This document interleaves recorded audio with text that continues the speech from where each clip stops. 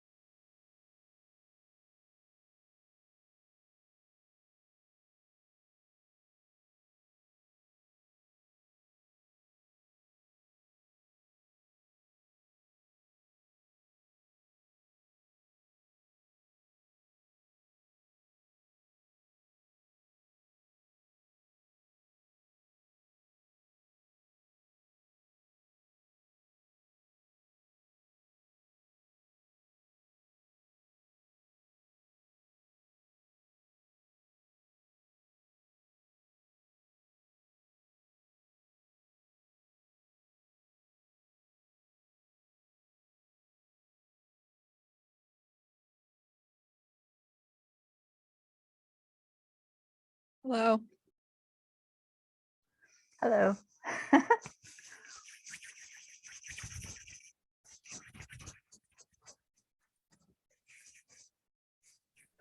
Hi, Miriam. Hi there.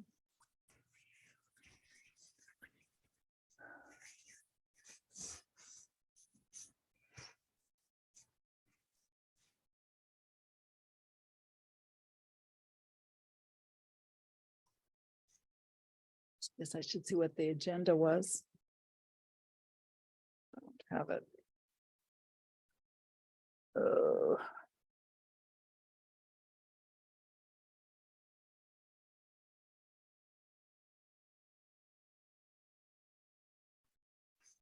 I have an email with it from the 28th, from Monday, the 28th, Yeah, Two- I'm got it. 216.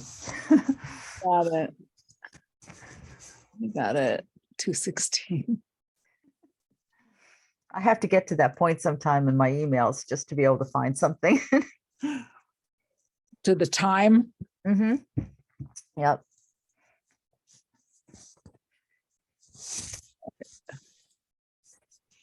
All right.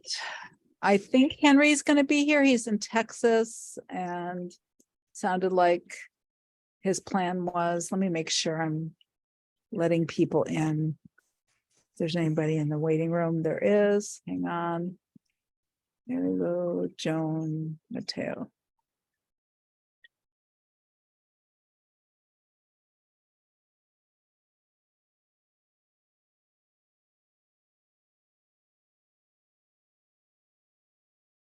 Hi there. Hello.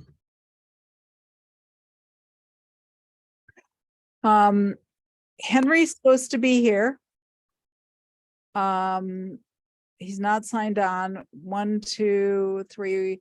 We don't have a quorum yet. I don't know about Greg, and I believe Bert is going to be coming. So if Bert joins, we can convene the meeting. And I hope Henry will be here.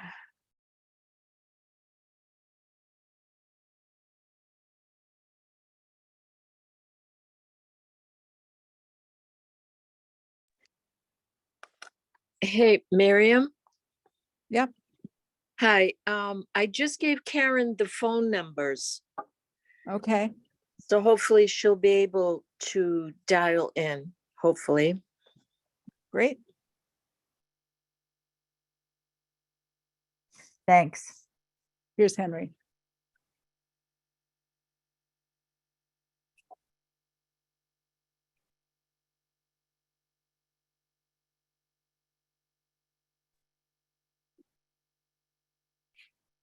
Hi, Hello.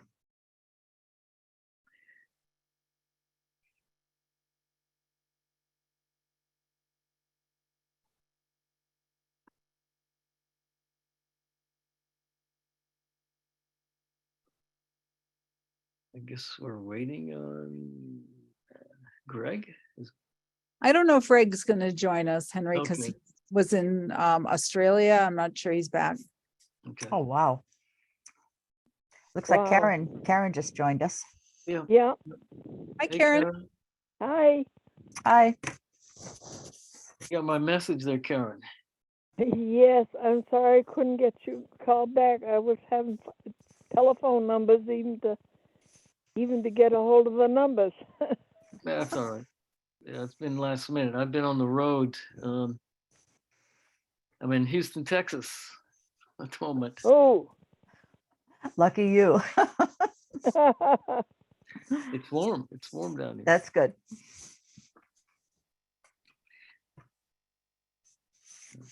Is the meeting started?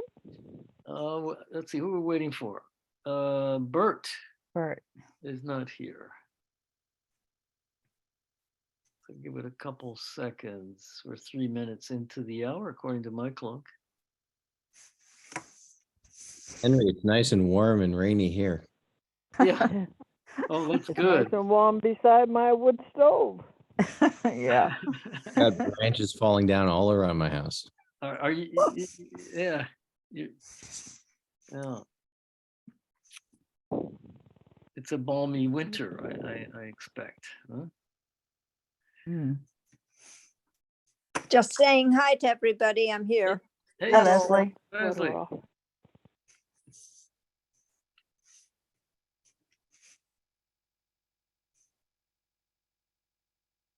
Okay. Oh, by the way, well, I'll bring this up later. Briggs. Anybody know the Briggs family? I have No. some files, no person. Yeah. Well, one of the descendants is an acquaintance. Lives in North Amherst. Greg. Wow. Greg What's the Briggs. connection? It's a. I was dating a woman who was a very good friend of No, his wife. I didn't mean your personal life. I meant what's Yeah, his yeah. connection, his or her connection to Shutesbury. Oh, he still owns a plant on I guess it's what is that road up there? Shutesbury Road. On Montague? On No, no, Montague Road? no, it's on Shutesbury Road. One that goes out to 202. Does he remember which family member or I he or haven't- she? I don't mean to ask. I've yet to get in touch with him again. It's been years, but I know they date back a few generations. Oh, cool. Yep, Keep us updated on that one. Yeah. yep, Well, I think that it was a Briggs that made the guide board. that's right. Mhm. Lauren? That's what it says here.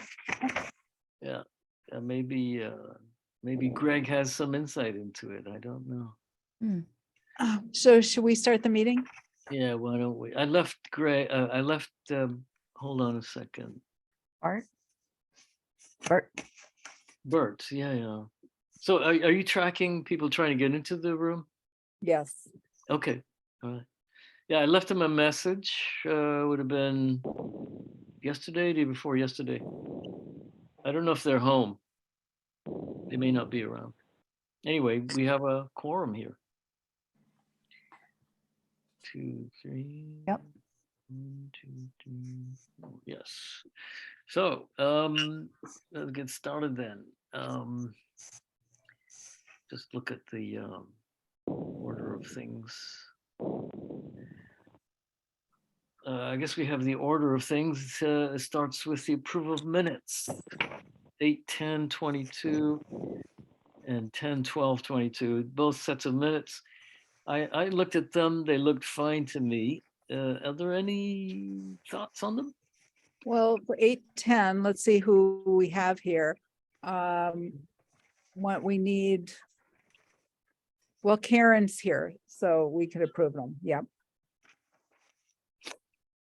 Yeah, so shall we start with, what is it now? The minutes for 8/10/22. Move to approve those minutes. I'll second. Janice. Okay. So I'll go around, let me get back onto Zoom here. Not sure why I just got knocked off Zoom. Here we go.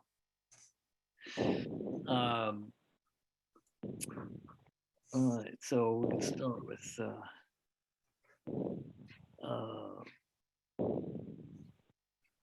Miriam Defont. Aye. Let's see, Henry Geddes, aye. Matteo Pangalo.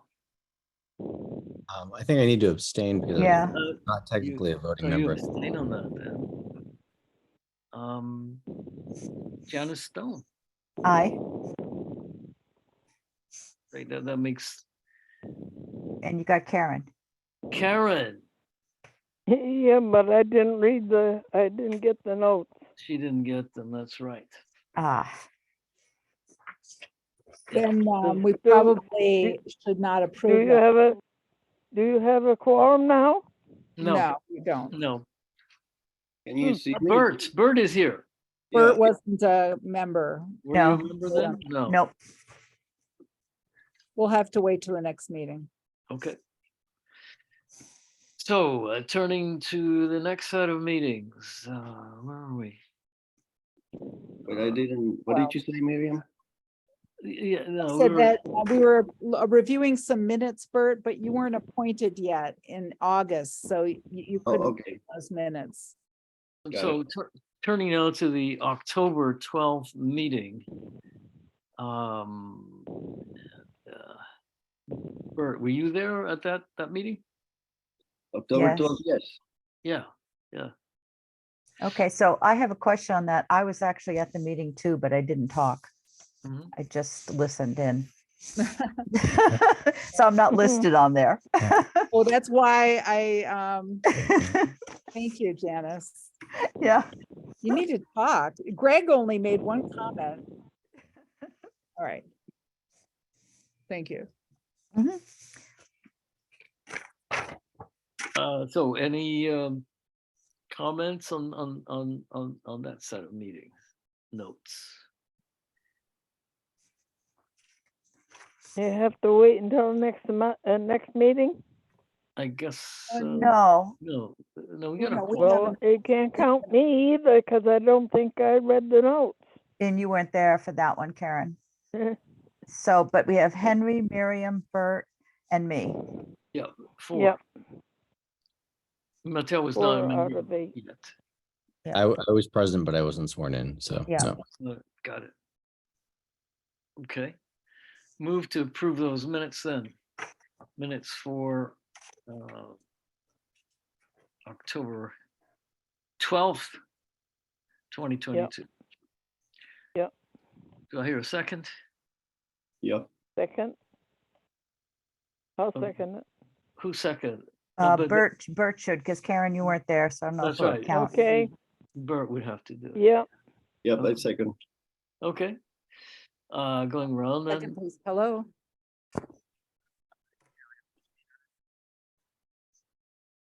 Hello? Yeah, we're all in the meeting. Oh, okay.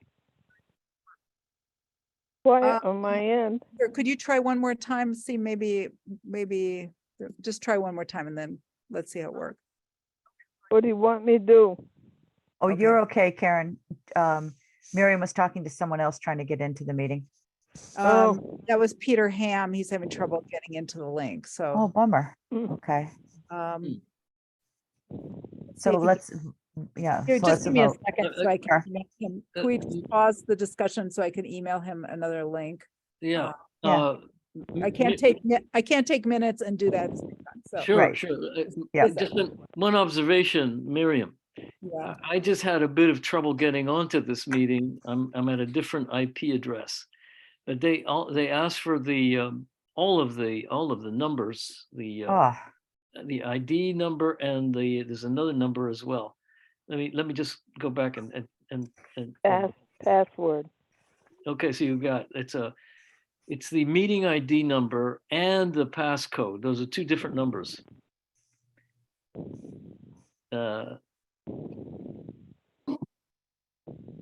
And they're of course listed on the meeting announcement. let me just do this for a sec, okay? Yeah,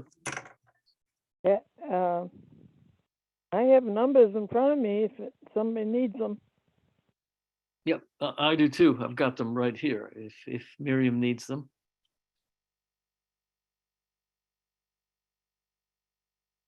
All right. Thanks. Hold on, see what happens.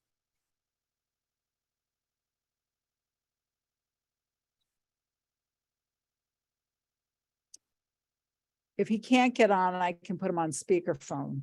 So let's try it. If he's not getting on, I'll.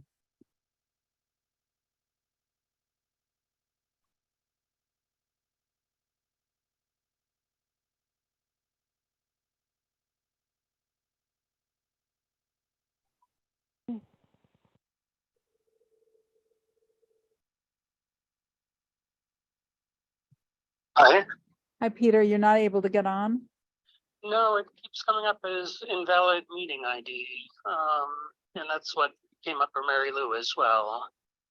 Invalid meeting ID. Maybe, Right. okay, hang on one second. Let me try. Maybe I got the wrong meeting. Let's try one more. I'll try.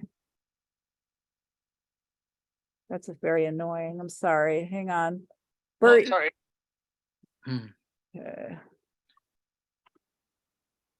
Is it possible he needs to use the Conservation Commission ID since you've just transitioned from that? no, I signed out and signed back in. Okay. Oh, geez. That didn't work.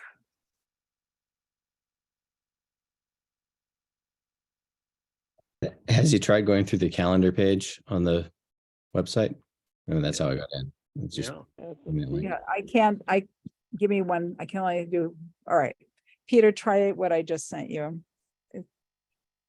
Okay, so did you text it or how did you? I emailed it to you. Okay, all right, we'll look that up. Okay, all right, Okay, I'll give it a thanks. try. Yep, bye.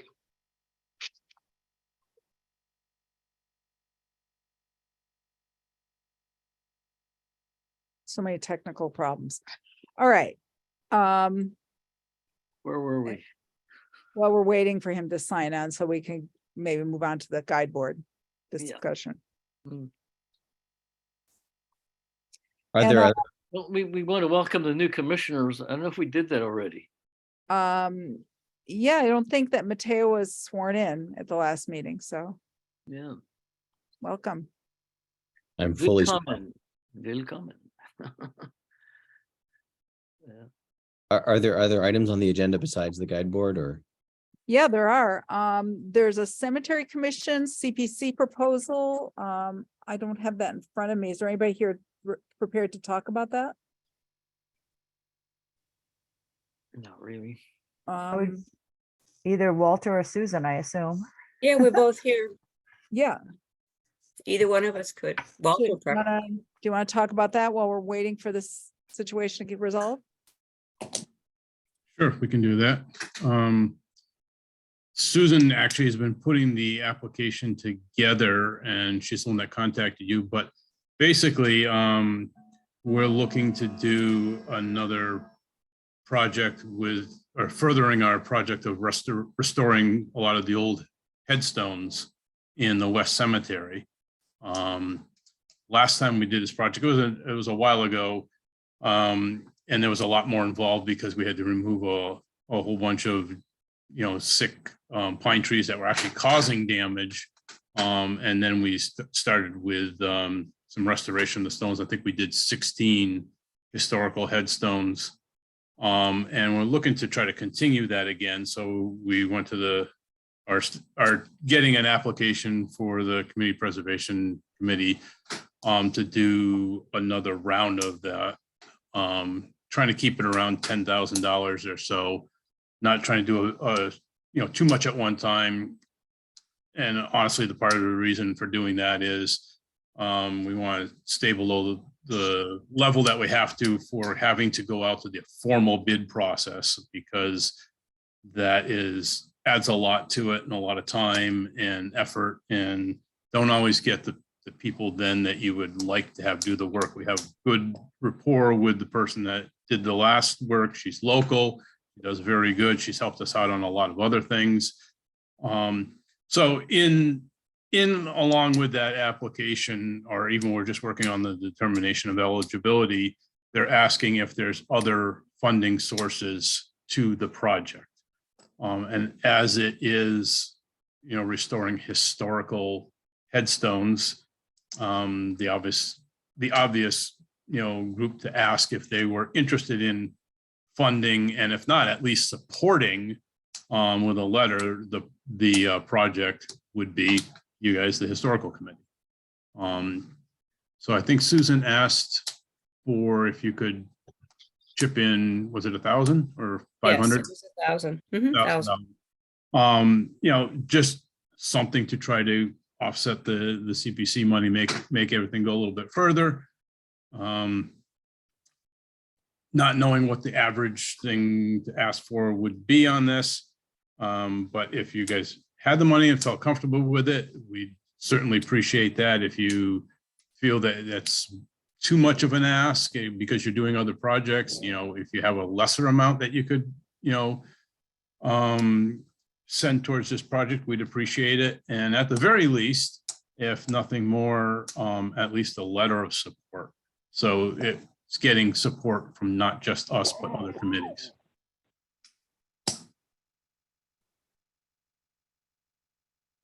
Questions? Just jumping in here now, Peter Ham here. It looks like I'm connected. Are you Hi, hearing Peter. me? Hi, Peter. Hi. And I did, hi Miriam. I did just text Mary Lou with the new, telling her I sent her the new link. So I'm assuming she'll connect soon as well. Great. We're not quite to that item on the agenda because we're taking another issue. So we'll get to you in a sec. That'd be okay. Okay, all right. And I'll make sure that Mary Lou's connected. So Henry, I think we should keep in mind that we have $5,000 currently committed to the guide board project. And if there were any cost overruns on the guide board project, we would need to reach into our own pot of funds for that. Yeah. And normally we don't have a lot of cash flow to begin with, as far as I understand. There's not a lot of money there to begin with. Well, we have this pot of money that is accumulated from donations that we've been accumulating over several years. Okay. But the 5,000 will take a big hit out of it. And if we have any cost overruns, so I think that's something we need to take into account in making a commitment. I haven't checked what the status on that account is recently, because we did spend some a couple years ago. I'm guessing it might be about 12,000. Yeah, Susan. We came to you asking 1,000 because that's what you gave us the last time. I was going to say in 2015, it was 1,000 from the Historical Commission and 1,000 from the Friends of the Yes. Historical. Yes. We asked the Friends for 500 this year because we had a feeling they may not be well endowed right now. And we're waiting to hear from them, the final decision.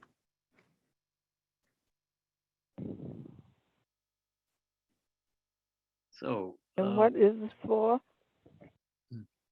Karen, it's for a project that the Cemetery Commission is looking to do to continue our project of restoring and repairing older historic headstones in the West Cemetery. There's been a lot of damage to them over the years from, well, trees that were there, just age, storms.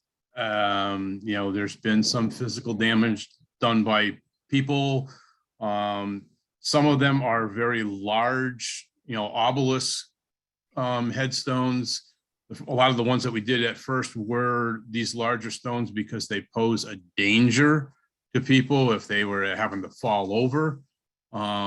So, you know, what we're looking at, the priority is headstones that are unsafe, then headstones that have, you know, the higher significant historical value and things that are really damaged beyond what we can do. And then, you know, other stones that may be, but we walked through and flagged in just probably a 15-minute walk. Susan and I did a little while ago, and we flagged probably 30 or more stones. Yeah, enough that's going to be several rounds of work. The person that we have looked at has done the work in the past is going to donate her time to prioritize these stones in that order: safety, you know, historical value, you know, more severe damage, larger stones that we can't handle, and put a priority on those. We're still waiting to hear back from her, but at that point, we'll pick as many stones as we can repair in the given amount of money that we get.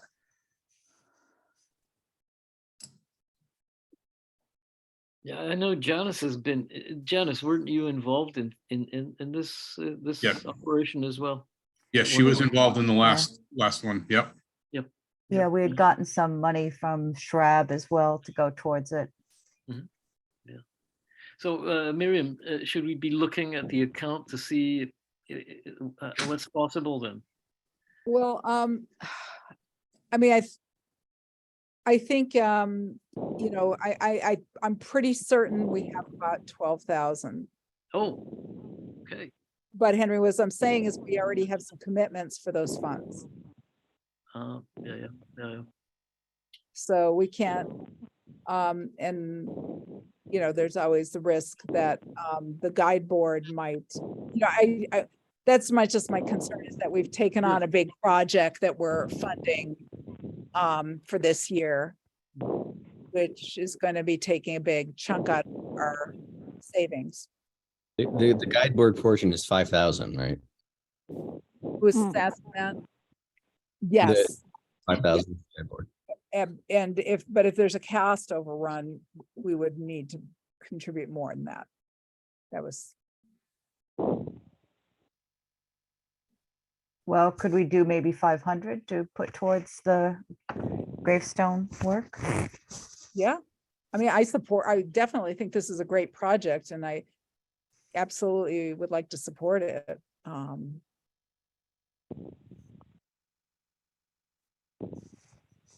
So, and in fact, there may be more money available pending resolution of the actual cost and progress on the guide board project.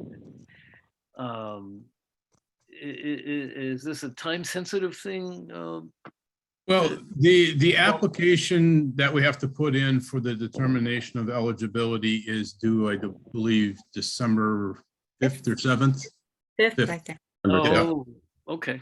And they are asking in that I believe in that determination of eligibility, if there is other funds available. It's not binding, but, you know, it'd be nice to have some idea of, you know, what other support might be out there. Yep. So it is a little time sensitive. Pressing, absolutely. So, I mean, I wonder, you know, I know this isn't very satisfying, but I'm wondering if we could perhaps commit to 500. And if we stay within budget with the guide board, we could, you know, contribute more at a later point, even though that would miss your deadline. That would be fine. I mean, I'm not sure. the actual deadline for the final application, Mateo, you would, It's like February 1st. no, I think it's January 31st is the application. January 31st, Yeah. okay. And whether the project has matching funds with a determination of eligibility doesn't impact the CPC's determination of whether it's eligible. Right. Matching funds are really just a question about the application they're really crucial at the application level. In terms of determining whether it qualifies, it has no bearing if it's 500 or 1,000. I can't. Right. No, it shouldn't really. It's whether the project is eligible to be funded. Right. Exactly. Yeah. So there is some time to it. And like I said, anything that you could give would be helpful. We're not out to steal it. We have very limited funds ourselves. We understand everybody has limited funds. It just made sense that because it's, restoring historical, artifacts for the town, that, we decided to ask the historical committee if you would support it in any way you can. So you'd like a letter of support from us, and could we provide that letter of support with a commitment, a firm commitment of 500, and possibly, say that we'll revisit it? Yeah.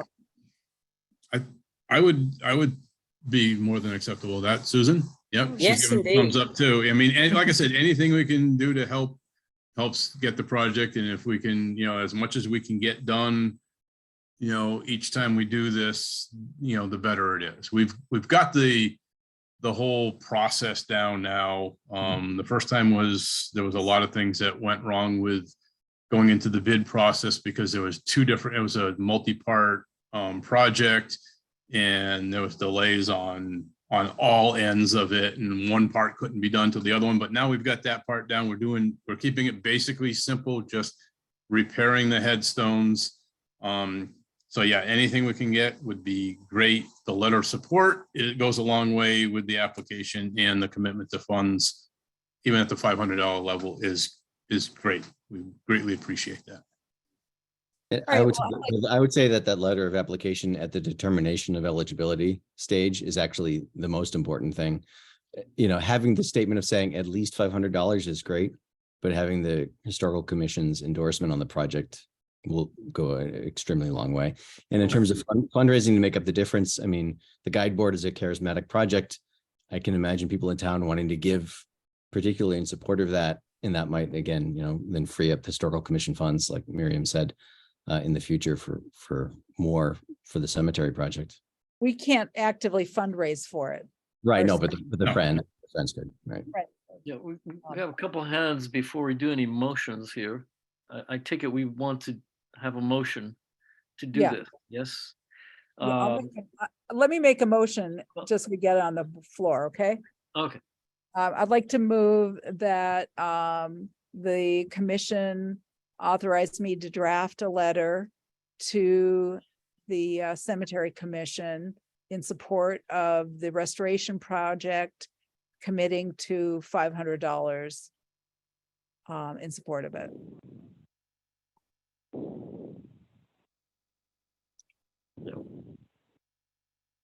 There were some questions from the. I think you need a second to the motion before we can go into discussion. Correct? A second. I'll second it. Bert. Okay. All right, we got a couple folks with comments. I believe Mary Lou had her hand up first. Mary Lou. Hi, Mary Lou Conca here. I think this is really exciting. I'm really happy to hear the Historic Commission is supporting the Cemetery Commission. And I just have a little input. It would be really awesome to put up a historic district sign describing the West Cemetery like they have in Leverett. Yeah, so that's my input. Thank you. Leslie. Thank you. Mind blank here, wait a minute. First of all, as a non-voting member of the commission, I would like to offer my enthusiasm for the project. So I will not be voting, but I do think it's a good project. And I'm just curious, maybe Matteo knows, the actual amount available in CPA funds for historic preservation at this time in that 10% category, that must be used toward historical preservation. Thank you.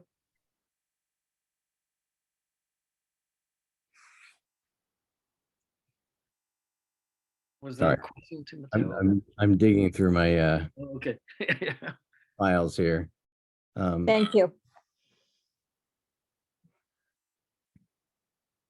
So there's $10,400 in the reserves for historic resources in the CPC right now. Thank you. And that's on top of what's already been committed for the the guide board. Is that right, Matteo? Yeah, that's after town meeting. Okay, great. Oh, shall we move on with the motion? You'd have to do a roll call. Yeah. Move to I already moved. right. Move on Miriam's motion. Going around, Miriam Defont, Aye. Geddes, aye. Matteo Pangallo, Aye. Janice Stone, Aye. Bert Fernandez. Aye. Okay. Karen? Karen. Yeah, Jeromeco, aye, yeah. thank you. Unanimous. Good. Thank you, folks. Yep, thank you very much. Thank We you. greatly appreciate it. Thank you. Okay. Okay, so we move on to the guide board. Yeah, Well, can we never voted on approving the October minutes. We made a motion and seconded, and then, you had the difficulties with Peter getting on. So we never voted on that. It might be good to just get that Yeah, done. thank you. So Henry, I think all we have to do now is the roll call for approving the October minutes. yeah, let's do that then. Hold on. It's all going around. Defont, Aye. Geddes, aye. Fernandez. It was an aye, I suppose. You're muted. You're muted. Pangallo. He wasn't there. I was not sworn in, so I abstained. Okay. Yeah. Was Karen there? Karen? Yeah. Yes. No, Karen, not at that No. meeting. you're not that meeting. I was. Janice Stone. Yeah. Aye. Okay. Minutes approved. Thank you. Moving on to the guide board. Yeah, so I just want to welcome our guests tonight. We've got Peter Ham here, who's a preservationist that Janice and I have been communicating with. And he's also brought a decorative painter, I believe, is your expertise. I don't know your whole name. Mary Lou Davis, and as far as I know, she hasn't been able to join. So I did speak with her a few minutes ago. I think and she's She was, Sorry? I just saw her. she's here. Oh, Other- okay. She doesn't show up on my screen, so. Hi, Oh, Mary that's Lou. Are you there?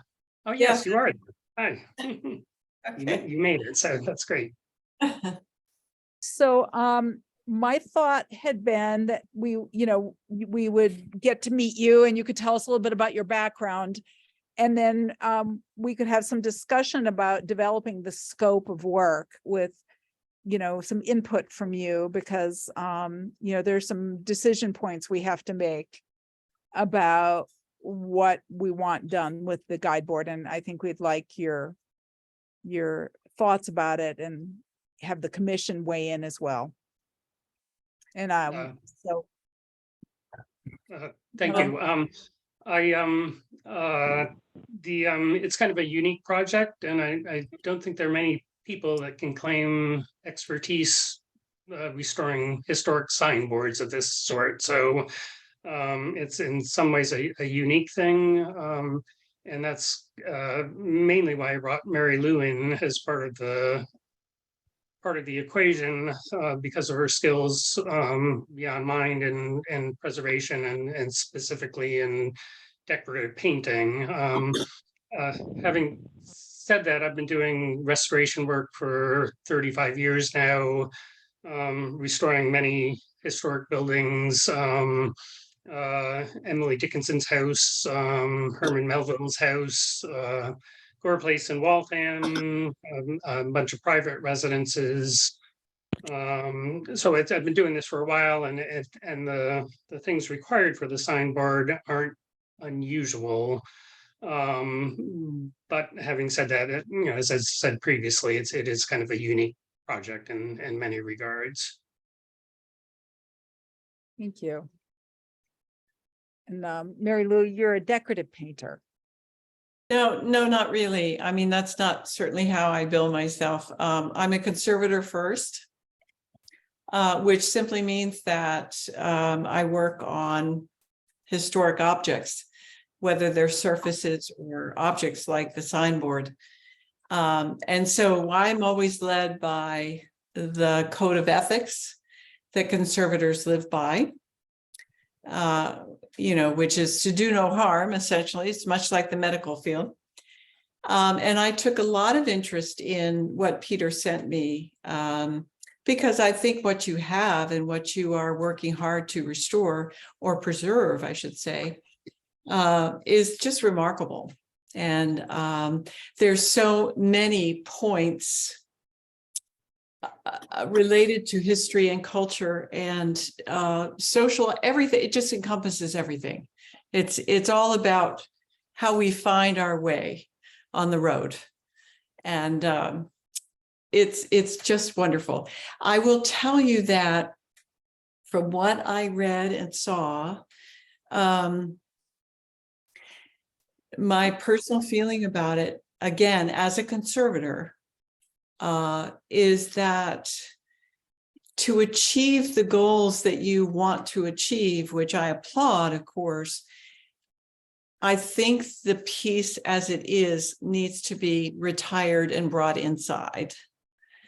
And I think from that stance, if it's in a town hall or so forth, to do a small exhibit on it, but have it on display, have it fully explained to anyone, and then to have somebody of Peter Ham's skill level and competency make a reproduction to the best ability of the information you have of that artifact, and then have it copied in terms of its decorative paint, which is the important part of the whole thing.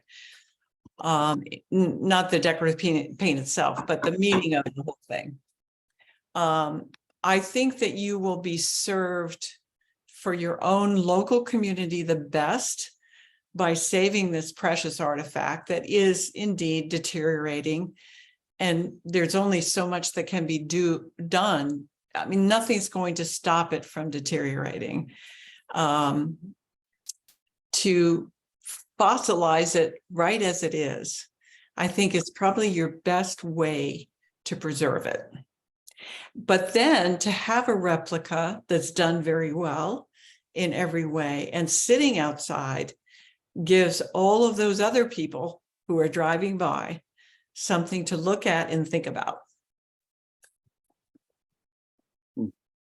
I concur. That was kind of my first impression, that it was going to be eventually, if the sign remains outdoors, there's going to be no original fabric left. It'll slowly disappear, and it'll be just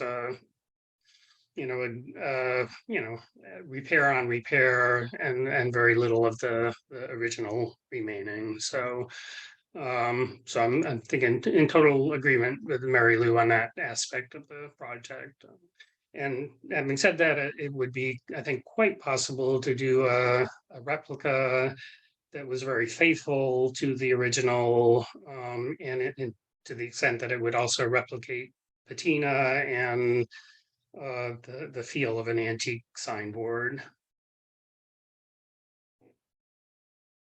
Thank you for that input. We were really, I think this really kind of fills a gap in the commission. We, you know, we had ideas about what to do, but this seems very compelling. And I just want to point out that Peter has gone and physically examined it. I mean, obviously didn't take it apart and do it in total inspection, but he's gone on the site and looked at it up close. Are there some limitations in terms of what we can do with a replication under the CPC guidelines? I thought that was one of the concerns, was that the terms of the CPC grant, that we couldn't do a complete replication. Is that right, Mateo? And I don't have the contract in front of me. Yeah, so one of the requirements of the CPA is that the historic funding be used for replication, but not reproductions. So there would have to be, I mean, it doesn't mean this couldn't happen. It just means that certain parts of this kind of a project couldn't be funded with the CPC award. And, you know, there'd have to be a conversation about how that happens, but it can't be used for creating a replica. But it could be used for, you know, stabilizing and preserving and moving the guide board if that were to happen. But if there were a separate part of the project that involved remaking it, the CPC funds couldn't be used for that. I'm curious, would it also include money for an exhibit-like panel when it was moved inside, in terms of educating the public about? That's, I mean, that's feasible. That wasn't part of the original grant application to the CPC. So that would be probably another application at some point to create an exhibit space and interpretive signage. The CPC grant that was awarded was specifically for preservation and rehabilitation of the signboard, and not about interpretation. So that would be something that would have to go to the CPC again, I think. If we were to go with a replication, what would that mean possibly in terms of cost overlays compared to reproduction or restoration? If we were looking at those two options, restoration to the greatest amount possible versus Small replication. bucket for me. Peter, do you have any sense about that? I know you'd have to figure it all out, but. Yeah, I mean, offhand, I think they would be pretty similar. You know, I hate to you know, make, you know, guesses off the cuff, but I'm thinking pretty similar, that you know, they're restoring the old one would be, let's say, and time consuming, but you've got the materials there. You know, a replica, you would need some high quality, durable materials. But I think ultimately the process might go more quickly than restoration. So I'm thinking pretty similar as far as in terms of planning. I think probably consider them, you know, equal. I'd like to just add at this point, if I may, real quickly, that the mention of epoxy materials are used, and of course, they're used all the time in conservation and preservation. But when it comes to the fragility of the paint surfaces, the buildup of those paint surfaces being done over and over in different periods of time, probably the mixture of oil-bound paints along with latex-bound paints, makes that so sensitive to treatment. To use any kind of an epoxy varnish or protective coating is not reversible. it tends to cross-link very quickly, which means that it cracks and breaks off the paint in greater degrees. So you really have a problem of materials when you're dealing with exterior work of this type. If we were to do a replica and we brought the present guide board inside, would we have to do any kind of repairs on it, on areas that are now rotten? Or you think it would be, I mean, what would be the way to go with that?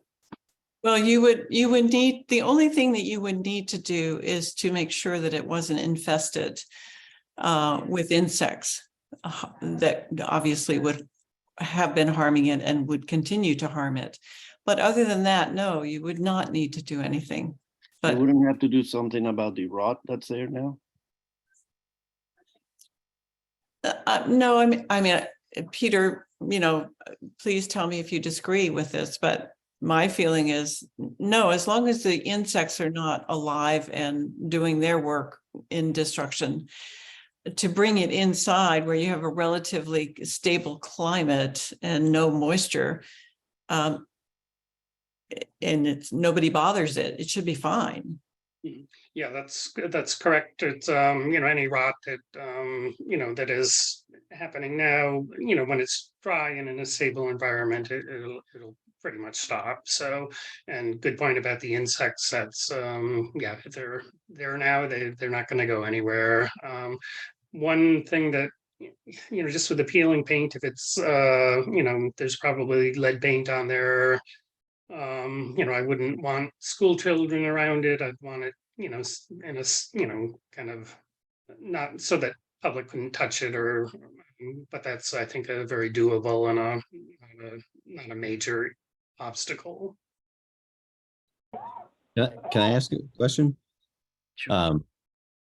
Yeah, I absolutely agree. We should keep the kids from chewing on the thing. This might be getting down into the weeds a little bit, but thinking about what a replica would look like, I mean, the signboard has changed quite a bit in terms of the materials and its appearance over the many years that it's been up there. And what would you advise a replica? I mean, what moment in time would it capture? Would it be the moment that the current version came down, or would it be a prior version, the original version, or as far as it could be recovered? And how much does that impact the choice about going to a replica, or how much should it impact the choice? Ultimately, I think the differences between the very earliest views and the current appearance aren't that significant. So it might be splitting hairs there. I would probably say, looking closely at the early views, trying to sort out what, I think ideally you'd want something that looks as original as possible. Having said that, I don't think I've seen a couple of early photos, and they're, I don't think there's enough definition to have, a definitive idea of what the original exactly was. So ultimately, I think it's some sort of hybrid, with the signpost in a shop and some, the ability to do more analysis that might shed some light on what the original configuration might have been. But it's a tough, I don't think you're ever going to find a definitive version of the signpost. Well, Matteo, did you want to follow up on that? No, I mean, I agree that who knows what it looked like originally, but I mean, if you look at the 1937 photo and compare it to the most recent photos, or as it appears now, like there are clear differences, and I don't know to what extent, I'm saying this as somebody who has no background in historical preservation or the making of reproductions. I don't know what the best practices are in terms of, do you try to recreate what was there originally, or do you create what people now are used to seeing and familiar with? So that's all I was asking. That's a tough question, and I would kind of defer to Mary Lou on that. I don't know, philosophically, it's a you never want to make something that never existed, but you're yeah, there might not be enough information in this situation.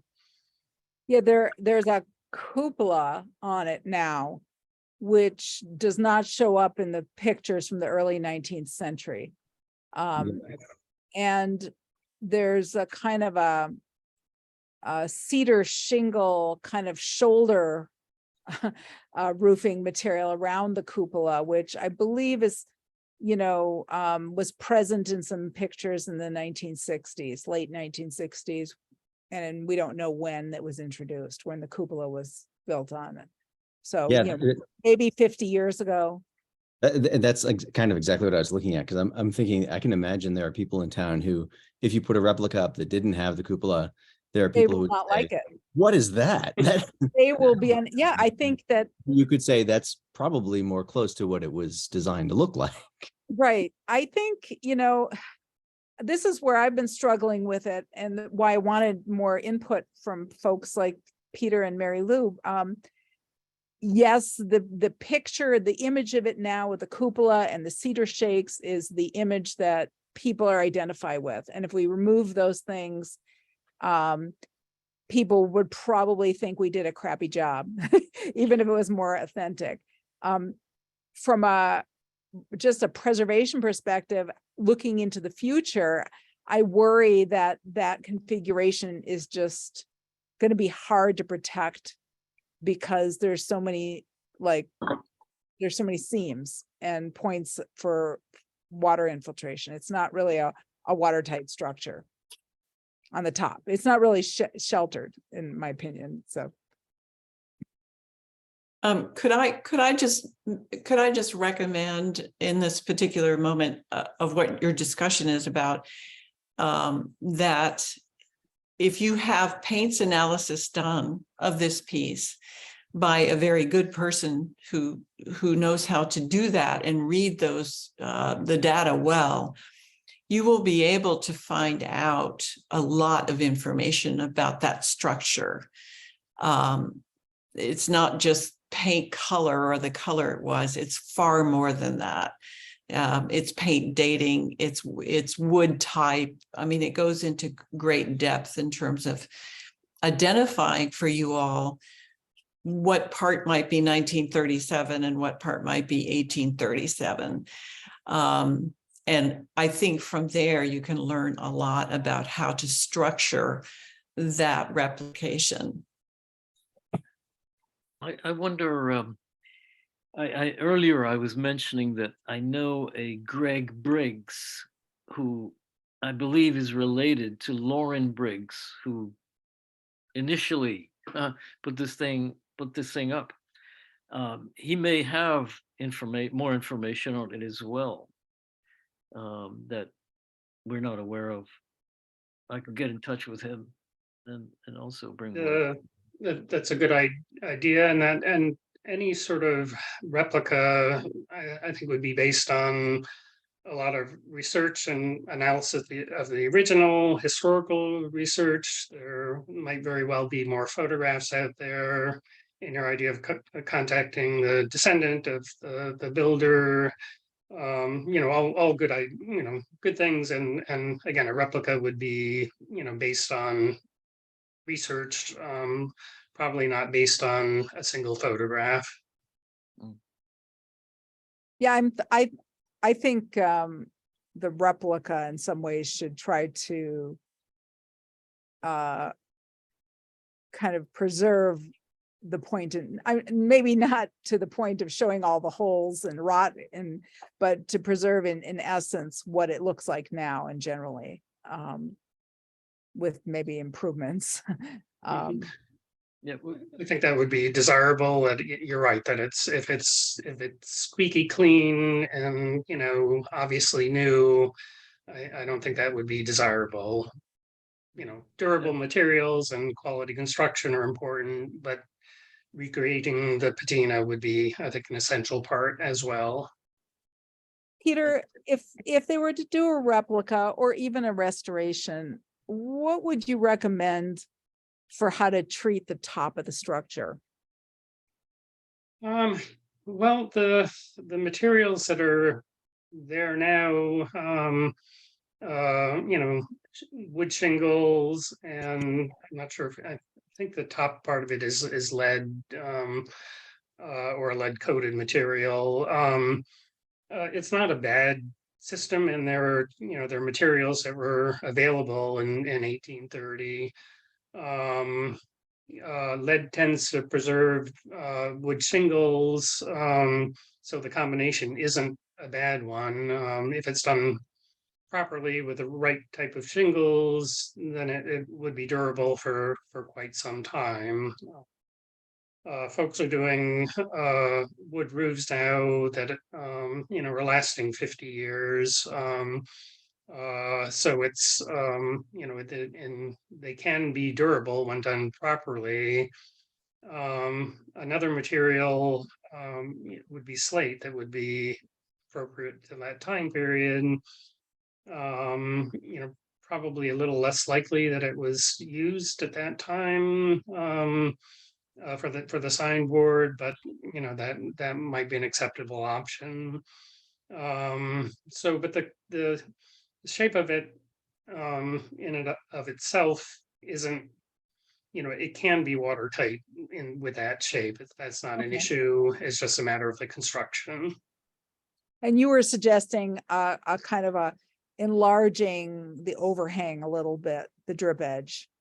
It makes sense to shed water, but not by much. And again, that the configuration would be based on more research. But it is important that any replica would be durable. So Janice Stone has a question. Yes, I like the idea of providing a place for the real one, but then the actuality, I'm straining my brain to figure out where in town would be able to put it, with the town hall already overpacked, and the old town hall, or was it 1830 something building, would be appropriate perhaps, but it doesn't have normal heating and cooling. It's basically not. So I don't know if that would provide the protection. You were talking about sort of a climate controlled environment, and it should be fine as it is. So the only thing I could think of is like the new library or something. Janice, it is heated though. It's not completely it's just not No, air. but I don't think there's much heat in there if you go in the winter either. Maybe Leslie could tell us more, but I thought it was pretty. I'd love to speak, but my phone has put me in safe driver mode and I can't seem to raise my hand. So I hate to butt in, but when it's time, Go I'd ahead. love to. Go ahead, Leslie. Okay, first of all, we have discussed, I am very grateful for this professional information. It really is helpful for me to look at our options. We have discussed trying to move it into the 1829 building. But that is not the Historical Commission's building. That's a town building. The floor support is not strong, and this is a heavy object. And the front door, which is original, is not wide enough to accommodate moving it inside. So those are big obstacles, which was why I was really interested in Mr. Ham's understanding of just how much of it may still be original. I like the idea of a replica. I do not think there's a place. I know the library folks have told me that there's no longer space for a history room. Now, maybe there could be a guide board in it. I think we practically may, at least for the time being, have to look at keeping it outside. And if it's, Wait, you know, if can I- it was built in, let me finish. If it was built as early as early 1800s, I just wonder how many times it's been, the boards have been changed anyway. And so that's all I want to say about that, because again, I just am not a voting member, just a thought.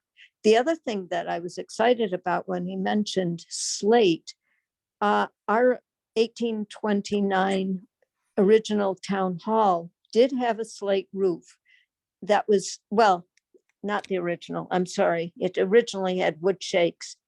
And that's about the same time period. And then slate was put over those wood shakes, which made it in time when we had to replace that roof. We had to take the slate shingles off, and we still have 3 large stacks of them in the 1829 building that those are up for grabs. We could use them possibly as a slate covering for the guide board. That is exciting to me, to find a use for them that would tie it together. I'm through speaking, and I'm sorry about my phone. I just don't know how to get out of safe driving mode. Thank Leslie, you. the structure is about 30, I'm looking at the measurements. It's Henry, I've got the pictures from Henry's measurements. Yeah, I did the It's measuring about and I 40 brought- inches. Yeah, I did the measuring. I brought it over. The interior door is way too small. Oh, the interior door. Hmm. Oh, geez. I'm not privy to the conversations that Leslie's talking about, but I think that the idea that Janice brought up about the new library is a really good one, just because Yeah. that's a town building that hasn't been built yet. So, asking for, Miriam just pointed out the dimensions of this thing, but asking for some space there for hosting it in a climate controlled environment and providing appropriate signage seems like a reasonable thing to inquire with the library building committee about, or at the very And they would have stronger floor supports. stronger floor, but also I'm thinking like in terms of public accessibility. I mean, Yeah. the town hall is great, but let's be honest, most people in town don't go into town hall that often unless they're, paying a bill or something. Whereas the library is going to have foot traffic, it's going to get used. And so if we're interested in providing some kind of perspective on, Shutesbury history, that would seem like a logical place for it to live. But again, I say that not having had any conversations with the library building committee and like knowing what their plans are for that space. Yes. I have a question. If we were, again, trying to think about a way to possibly do restoration rather than replication, if we were to move it, let's say we were to move it to the new library location where our town is building a new library, and build a shelter for it, maybe a roof over it or something, would that possibly, and have it on display, would that be feasible for protecting it if it was shielded more from the elements and then restore it? That would be a middle ground. Ultimately, I think the ideal spot for it would be someplace climate controlled. In terms of desirability, you'd have a totally enclosed climate controlled as being the best situation. Then perhaps an unheated building or a poorly heated building, then a sheltered outdoor space, just a roof over it. And then, leaving it completely exposed is the last option. Pretty good. At least they're not Well, perfect. if we were to not go with restoration, then we would also be in a dilemma around funding, because we would have to finance the replication. And we might be able to do that. It would probably exhaust all of our funds that we have available. So that would be one big chunk. I think you could make a case to the CPC for using the CPC award for the moving and rehabilitation and possibly interpretation, but definitely the replica thing, as Miriam said. Yeah, I don't know where that funding is. Just as a Yeah, question. I remember Rita saying, that as long as, and this was kind of like pushing that definition perhaps a little much, but that if you do a replication, but you preserve some original elements, that could still be possibly copacetic. I don't know what you think about that, Matteo.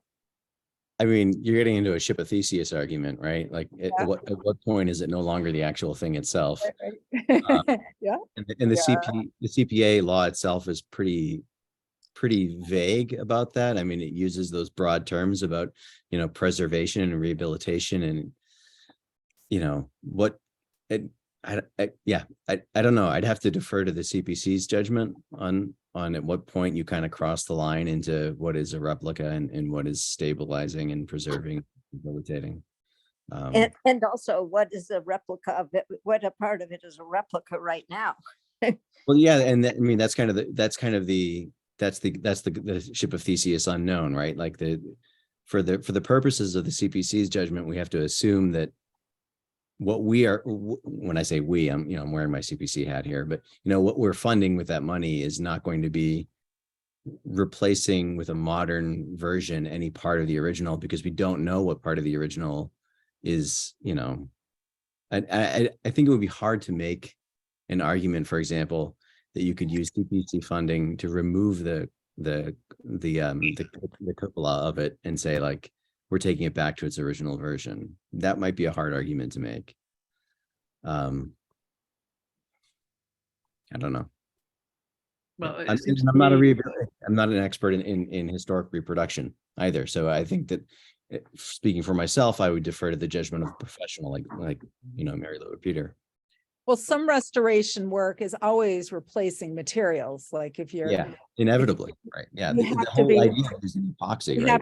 we have to be replacing paint. We have to be replacing the roofing material that's deteriorating. The plywood under the roof is delaminating. So clearly all that has to be replaced and would be recreating something to match it. The question is, how much can we remove and still be the thing? So that it's not a complete replication. There's kind of a point. I don't know where that point is. But yeah, though, I mean, this in some ways seems besides the point, because what we are talking about is building a whole new replica to put on the common while moving the current structure into a climate controlled, stable environment. Well, it seems to me that what we could do as a commission is follow the lead here discussed by Peter and Mary Lou, which is, gather more information on this artifact, and have a go with the CPC to see if how this might play out in terms of the funding process. Well, I don't think we're going to find a lot more. I think we did look for other photographs and did not find any. There might be maybe Leslie could speak to that. It seemed like Leslie did a pretty thorough deep dive, and she's the one who would know where the historic photographs are.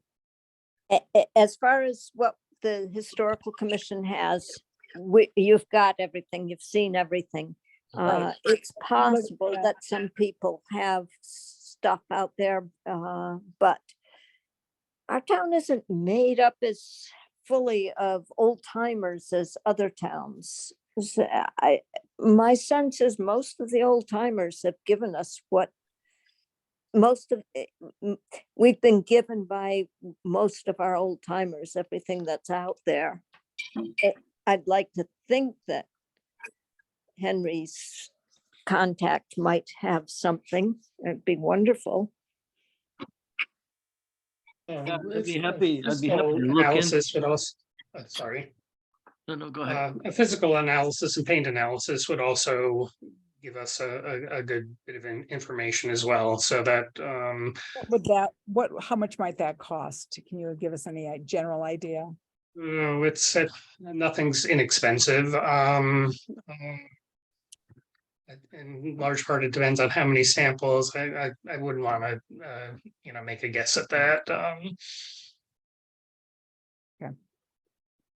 I think that one of the things you may not be taking into consideration, and I only say this now because I've experienced it so many times, is that if you go that route of preserving well the artifact, the original, even to the point where you are exhibiting it, and you go to the point where you find the paints analysis, you find someone like Peter Ham to do the replica, and you advertise it in very simple ways, whether it's a newspaper or a local radio station, I think that you will be amazed at the cachet that you will develop as a group in a town who is doing everything they can to preserve this rare artifact, hardly seen at all anywhere anymore, in the right way.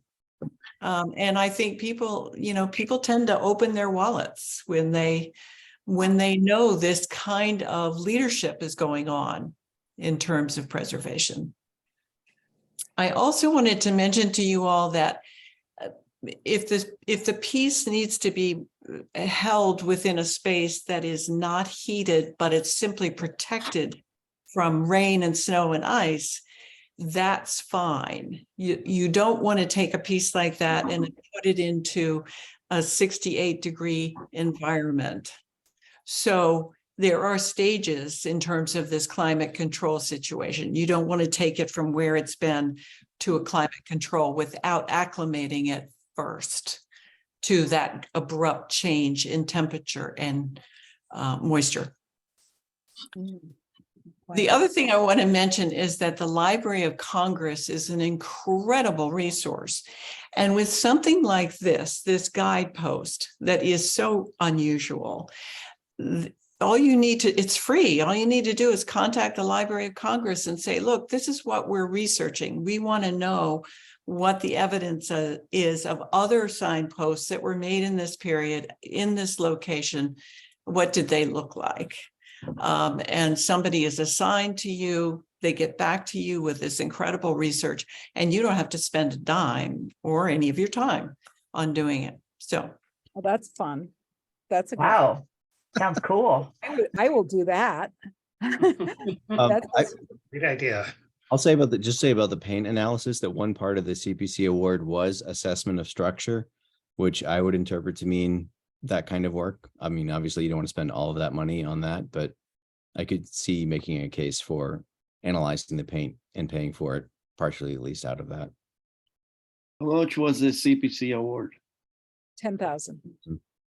And then there was another 5,000, I believe it was 4,000 from our account or 5,000, and then some money from the Friends.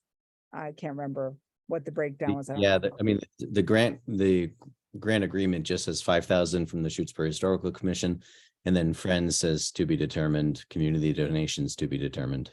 Yeah. So And the fundraising is a little challenging because we can't go out and do like a public no, campaign. The Friends could do that if they wanted to, but they kind of have to do that on their own because they're a 501c3. right. But as I said earlier, I feel like this is because of its centrality to the community. If the Friends are aware of these discussions and of the costs, I mean, and I say this not as, again, I'm not a member of the Friends or anything, but it seems to me like this is a something that would garner community support. I'm sorry, I don't know what you mean by the Friends. The Friends of the Library of the Shutesbury Historical Commission is a local private group that has done fundraising and has supported the Historical Commission over the years. And we're unfortunately, Peter and Mary Lou don't know this. We don't have a local library a local museum or, historical society, which is unfortunate. I wonder in the future with the old library building, is there any plan for what that will get used for? Mateo, is there any possibility that could be a museum site?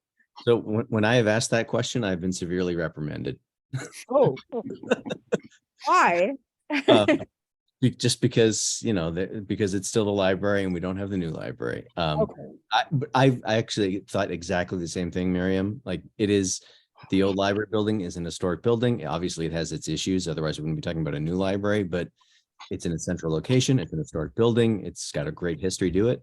And yeah, but I don't know what, yeah, I I don't haven't heard the discussion. I'd have to talk, you know, you'd have to Yeah. ask the building committee or Okay. somebody.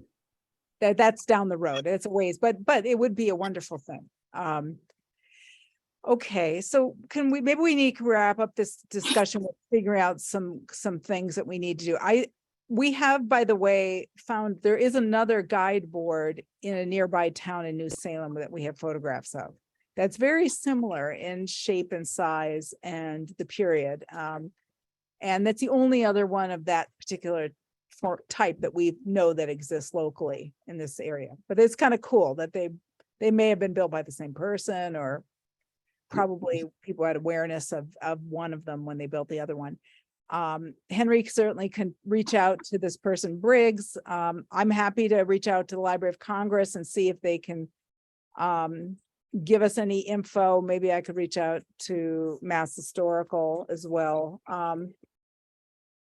Maybe we should get some information about a paint analysis and what that would entail.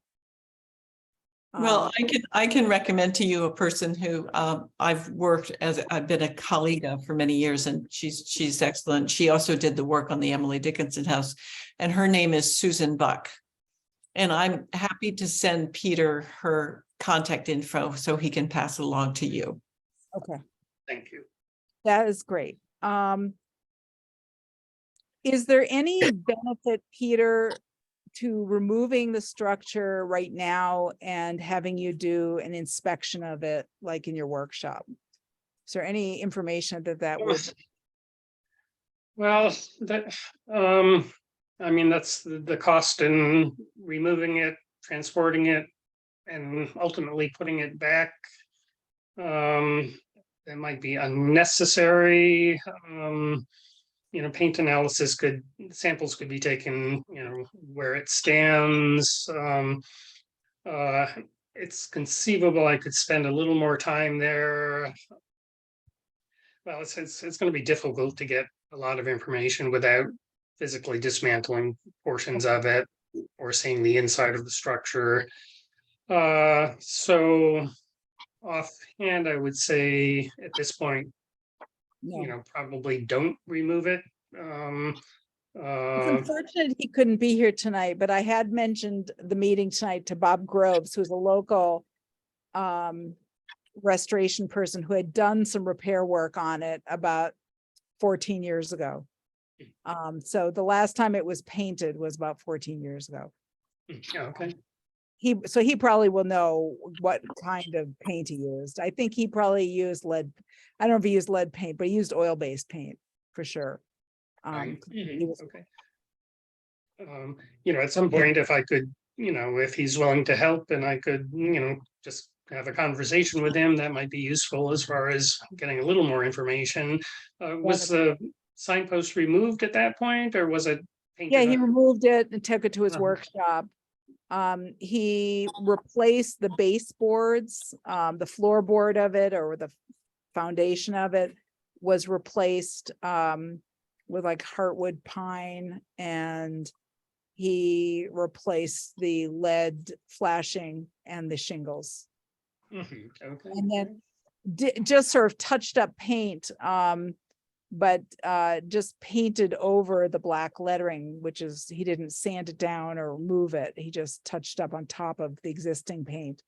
And you can sort of see he didn't do anything to fill holes. There's holes that have been painted over that are filled from old nails that rusted out.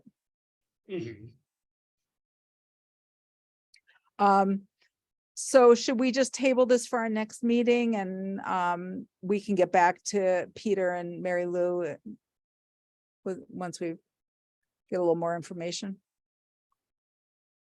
I think so. All Yeah. right. Any other discussion on this?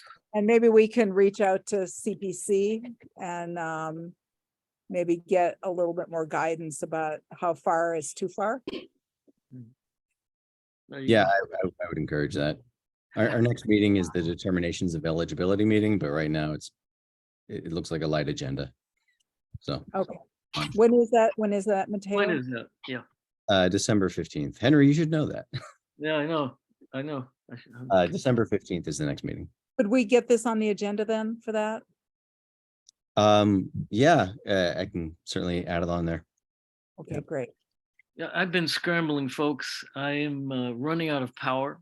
It's telling me it's going to go to sleep in a minute. I don't have the cable to bring the power back on, so I'm going to be going offline any moment.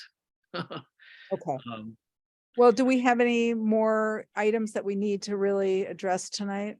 I don't notice we do. There's the West Schoolhouse site visit to be determined. New conservation area conservation restriction language. And South Conservation Area. Yeah, I mean, I'll just say this about the new conservation. So the town is acquiring a new tract of land on Pelham Hill Road through grant money through the Kestrel Land Trust and the CPC. And that acquisition's underway. And there's a historic mill on that property. So at some point, you know, the commission might want to go out and take a look at it and see what it looks like. You know, we may want to, you know, the Conservation Commission may want to put in some bridging or boardwalk or bog bridge around the crossing of the stream near the old mill site. But it's kind of a cool location and just wanted to kind of let you know about that.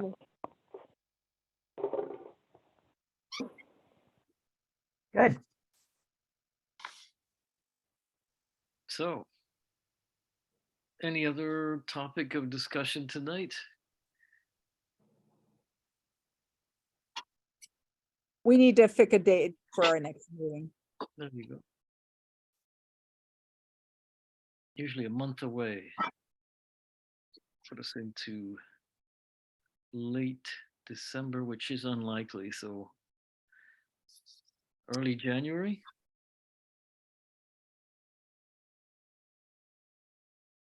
Unless You you want want to meet. Unless you want January to meet. 4th? Unless you want to meet in December in the next couple, 3 weeks time. Yeah, that's another option. I will get in touch with Greg. Be a good opportunity to get back in touch with him.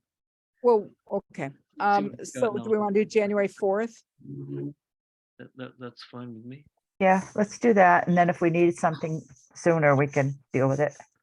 One thing I think that we should do, because they wanted to be a part of this process, is I think that we should reach out to the select board. Because any final approval really needs to include them since they own this guide board. The town owns the guide board. Right. So, Henry, would you like to get this on the agenda with the select board for some time in December? Sure, and I think that they should have access to our minutes because that gives a context, testimony from Peter and Mary Lou. But the minutes won't be approved until January. Well, I'll maybe we could summarize what they said and Yeah. Why don't you reach out to them and ask for an agenda time, a meeting time, and I'll try to come. Okay. Because I'm sort of I'm sort of the designated project manager for this, so. And what sort of date were we thinking about? Next couple weeks when they meet? They're probably meeting in the next couple weeks sometime. They meet every 2 weeks, so I don't know. I guess you have to ask them when they Whatever can. the earliest meeting. Yeah, I'll look into it then. Okay. Miriam, would you be the person attending that CPC meeting then? Yeah, I will attend. I will be there as well. Yes. Sounds good. All All right, right. thank you, Peter, Mary Lou, so much for coming. We Thank you, so thank you, thank appreciated you. your guidance. Pleasure. Thank you. Thank you for having us and thank you, Mary Lou. Thanks. you. Yes, thank you both. Need a motion to adjourn, Henry. It's Motion to adjourn. I'll second it, Janice. All right, going around. Defont. Aye. Fernandez. Aye. Geddes, aye. Pangallo, Aye. Zerwanka, Aye. yes, It's been a long night. sorry, yeah, Janice Stone, Aye. okay. I think we're done. Good to Okay, see- great. Good to see you all. Well, Thank you. Bye-bye. Bye. Bye.